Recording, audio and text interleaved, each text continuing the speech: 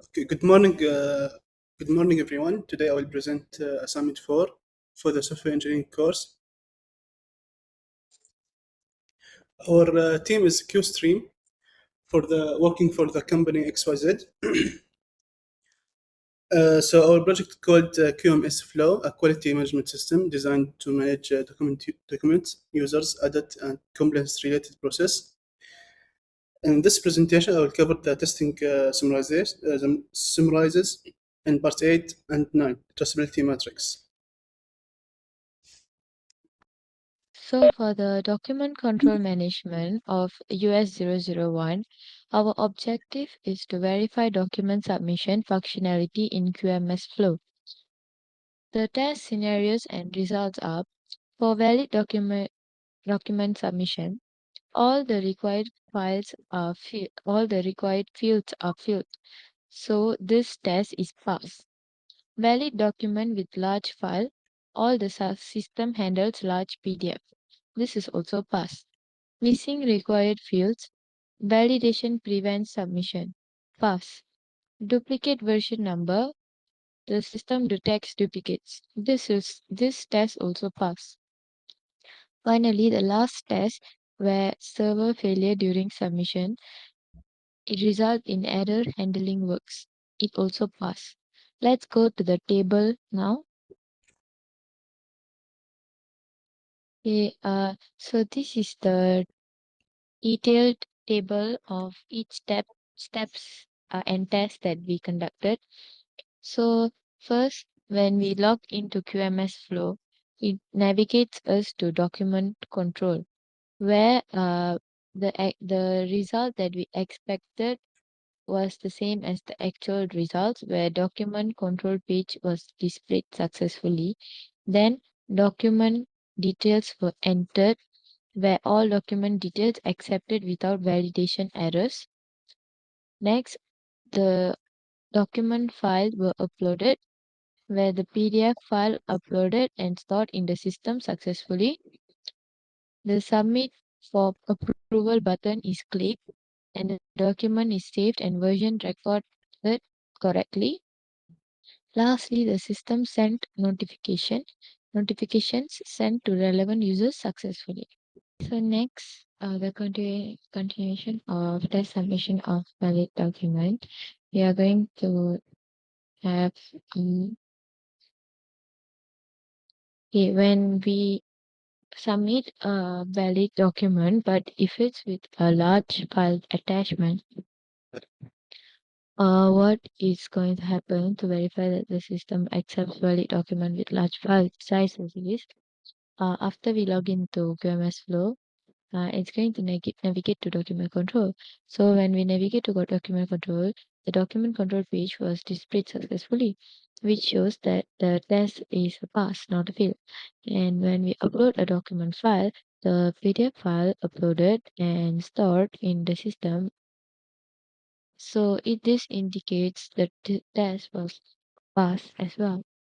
Next, when we click submit button for approval, the document was saved and the version recorded correctly. This indicates this whole test was a pass.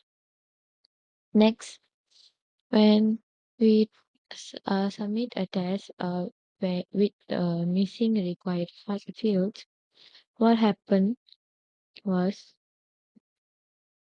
to ensure that to ensure validation prevents submission of incomplete document data.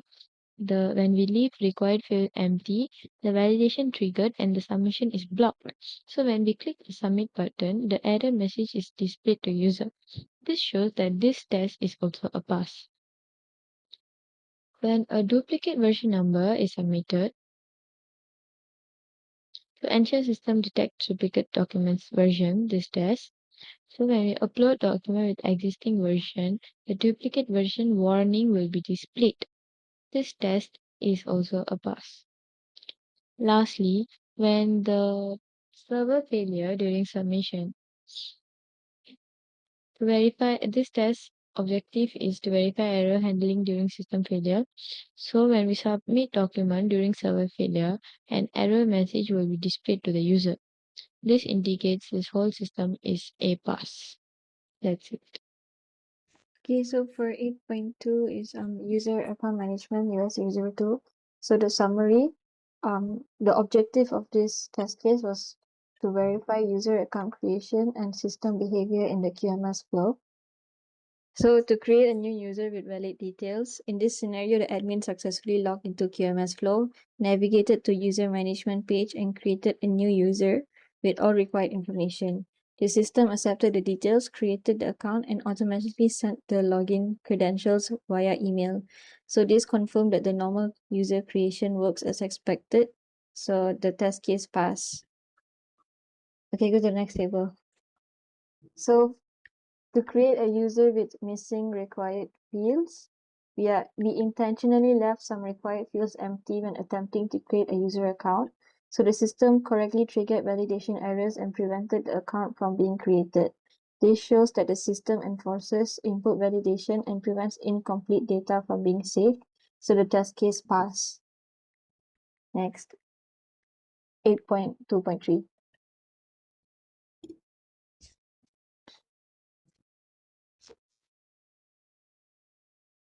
Okay. To create a user with duplicate email address, we tried to create a new user using an email that was already registered in the system. The system displayed a duplicate warning and blocked the creation of the account. So this test ensures that the system prevents duplicate accounts and maintains data integrity. So the test case passed. And lastly, for server failure during user creation, to test error handling, we simulated a server failure during your user creation process. So the system displayed an appropriate error message to the admin and did not crash, confirming that it can handle unexpected failures gracefully. So the test case passed. Thank you. So the third test case is TC003, which focuses on edit management. The objective is to verify edit scheduling and system behavior. Edits with the valid details were saved successfully and editors were notified. The system detected scheduling conflicts when an editor was unavailable. Server failure during scheduling was handled correctly. All edit related passed, confirming the robustness of edit scheduling. So now let's go to the table.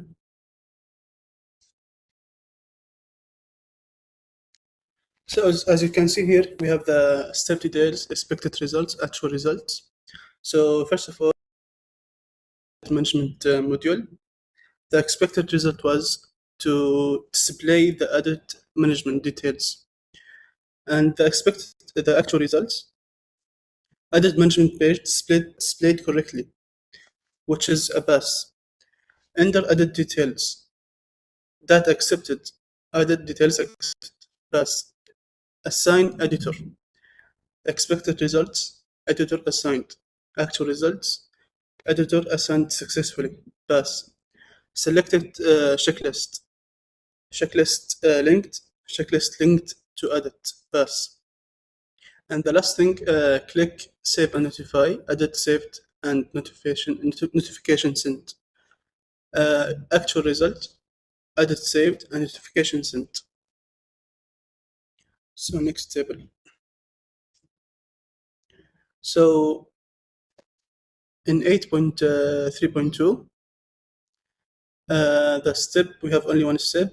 The detail is assign editor with conflict, expected results, conflict warning displayed, actual result, conflict warning displayed, pass. And the last thing, we have save edit during server error, expected results, error message displayed, actual results, error message displayed to user, pass. Next, we have the traceability matrix.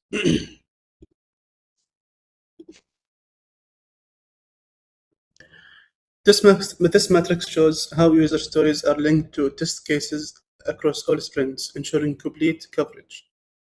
Sprint 1 covered document control and user management, and all stories were linked to tests. Sprint 2 focused on audit management. Sprint 3 verified CAPA management, including root case analysis. Sprint 4 handled complement and CPA linking. Sprint 5, verified link and management. This ensures that the environment was implemented and tested successfully. Now let's go to the table of the traceability matrix.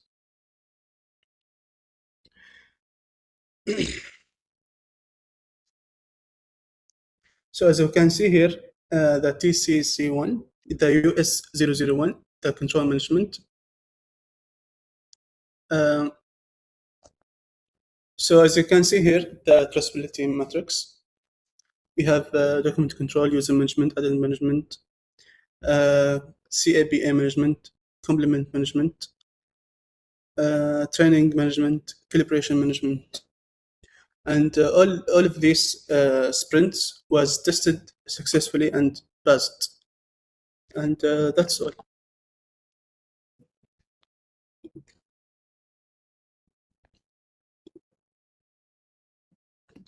Thank you for listening, and that's all.